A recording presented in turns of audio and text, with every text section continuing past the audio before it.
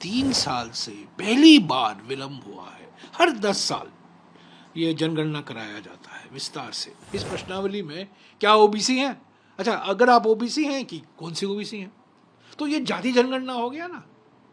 और ये आसान, बहुत आसान तरीका है। जब आप जाति ये जनगणना कराओगे, 3 साल से हम मांग कर रहे हैं, देरी हुई है, अभी आप करा रहे हैं तो अच्छी बात है। उसमें एक और सवाल जोड़ दीजिएगा, दलित, आदिवासी और ओबीसी वर्ग के लिए 50% की सीमा बढ़ानी चाहिए।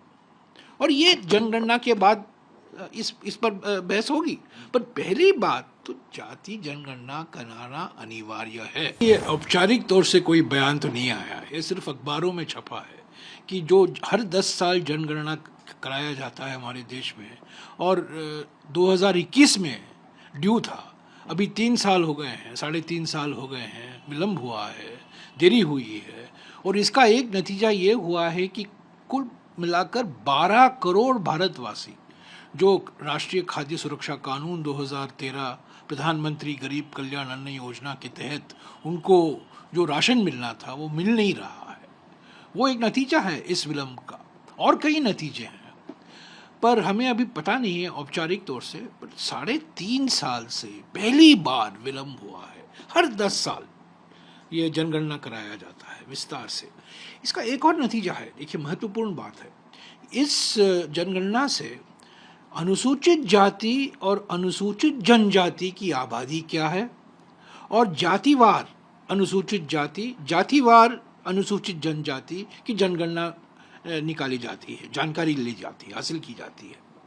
और कांग्रेस पार्टी की मांग हमेशा रही है कि देखिए, आप आप जनगणना तो करा रहे हैं, अनुसूचित जाति की आबादी तो आप हासिल कर रहे हैं जातिवार, और अनुसूचित जनजाति की भी आबादी जातिवार आप निकलवा रहे हैं, तो क्या आपत्ति है कि ओबीसी की जो जनगणना है उसी में कराइए ना।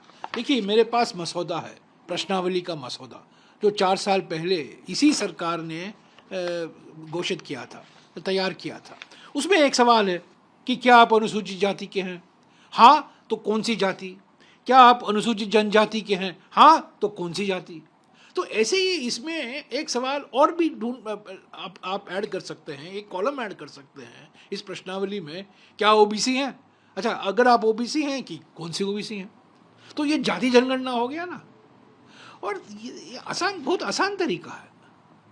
और ये हमारे संविधान के अनुसार, हमारे संविधान में आप देखेंगे 7वीं सूची है।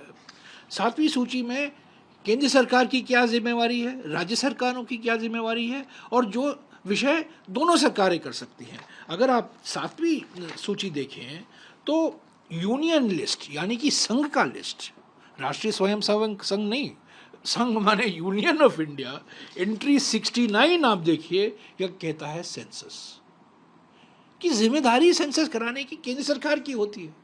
हम ये नहीं कह सकते कि राज्य सरकार कराएंगे।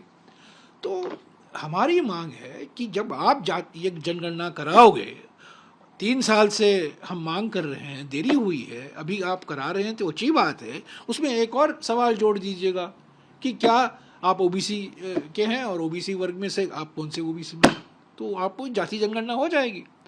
और इसके बाद जो कांग्रेस पार्टी की मांग है, हमने गारंटी की थी हमारे चुनाव प्रचार में कि जो 50% आरक्षण की सीमा लगाई गई है अनुसूचित जाति, अनुसूचित जनजाति और ओबीसी के लिए 50%, वो संविधान में नहीं है, वो सुप्रीम कोर्ट के द्वारा लगाया गया है।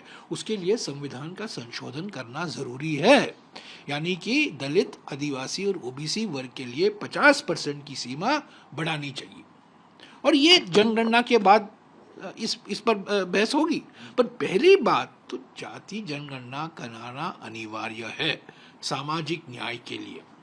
और खबरें तो छपी हैं, अभी तक औपचारिक तौर से कोई किसी का बयान नहीं आया है, पर हमारी मांग है और अन्य पार्टियों ने भी मांग की है कि आप जाति जनगणना कराइए, ये आपकी जिम्मेदारी बनती है।